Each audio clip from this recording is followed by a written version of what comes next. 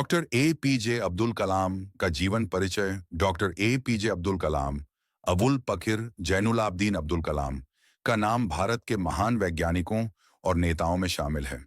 उन्हें missile man और जनता के राष्ट्रपति के नाम से जाना जाता है। उनका जन्म 15 अक्टूबर 1931 को तमिलनाडु के रामेश्वरम में एक मध्यम वर्गीय मुस्लिम परिवार में हुआ।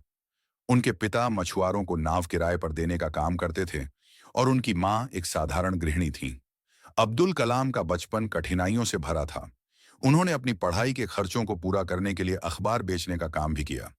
उनकी प्रारंभिक शिक्षा रामेश्वरम के एक स्थानीय स्कूल में हुई। उन्होंने विज्ञान और गणित में गहरी रुचि दिखाई, जिसके चलते उन्होंने भौतिकी में स्नातक की डिग्री हासिल की। बाद में उन्होंने मद्रास इंस्टीट्यूट ऑफ टेक्नोलॉजी से एरोस्पेस इंजीनियरिंग में शिक्षा ग्रहण की। वैज्ञानिक के रूप में योगदान। डॉ कलाम ने 1960 में डीआरडीओ रक्षा अनुसंधान और विकास संगठन से अपना करियर शुरू किया। इसके बाद उन्होंने इसरो भारतीय अंतरिक्ष अनुसंधान संगठन में काम किया। इसरो में उन्होंने भारत के पहले उपग्रह प्रक्षेपण यान SLV-3 को विकसित किया, जिससे 1980 में रोहिणी उपग्रह को पृथ्वी की कक्षा में स्थापित किया गया। उनकी अगुवाई में भारत ने अग्नि और पृथ्वी मिसाइलों का सफल परीक्षण किया, जिससे उन्हें भारत के मिसाइल मैन की उपाधि मिली। 1998 में पोखरण में हुए परमाणु परीक्षण में उनकी भूमिका महत्वपूर्ण रही। उनके प्रयासों ने भारत को विश्व के अग्रणी परमाणु शक्ति संपन्न देशों में स्थान दिलाया। राष्ट्रपति कार्यकाल और योगदान। डॉ कलाम 2002 में भारत के 11वें राष्ट्रपति बने।